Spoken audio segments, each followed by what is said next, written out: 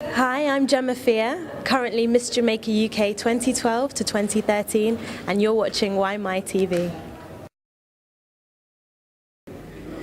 The pageant took place on the 1st of December of 2012, and it was a remarkable experience for me. It was the first beauty pageant that I entered, and to have won it was the fantastic outcome that I could have hoped for. So I was really excited about that, and I still am, because new ventures are coming up on a day-to-day basis, so I have a lot of things in the pipeline, and 2013 is going to be a fantastic year. Before winning the pageant, I recently graduated. I was studying business management with commercial law in London, and I obtained a first-class honours. So I was, of course, very pleased with that. And I know that my family were very proud as well, because academics hold a great substance to us in our family. I think I have an entrepreneurial flair that I would like to apply to business in the future, a similar flair to that of my father, who is a successful entrepreneur out here in Jamaica. So I see myself doing something similar in Jamaica, setting up a business, and ultimately I'd like to strengthen the connections between the UK and Jamaica, because there is a huge buzz about Jamaica, particularly from last year's Olympics and 50th independence in the UK. So I'd like to continue that and really encourage the Jamaicans in the UK who are either born and bred there, but their heritage lies right here in Jamaica. So I would like to encourage them and introduce some of them to the beautiful island of wood and water that we do have over here, and really inspire them to make a difference over here and to put back into the island. Both my parents are originally from Westmoreland. That's where our family line is.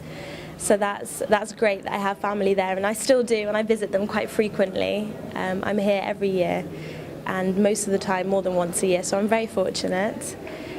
And both grandparents on my mother and father's side migrated to the UK in search of a better opportunity, when in fact the quality of life is actually better in Jamaica, and I think that's something that the older generations tend to experience once they visited and decided to set up a life for themselves in the UK, in places like Canada and the USA and things like that, where the barriers might be a lot harder and challenges are a lot greater.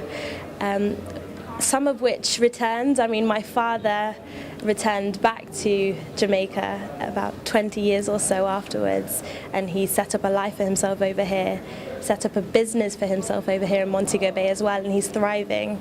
So he's doing very well, and I'm very proud of him. My mother still resides in the UK. She was born in the UK as opposed to my father, and she's also doing very well for herself. So it's just two different personalities, but both very heritage proud. My mother and I frequently visit Jamaica. I think some of the barriers that Jamaicans face overseas, I can speak from the UK because that's where I'm from, particularly surround negative perceptions and stereotypes. Often these are based upon crime, drugs, and negative attributes. And we are such a talented island across the board.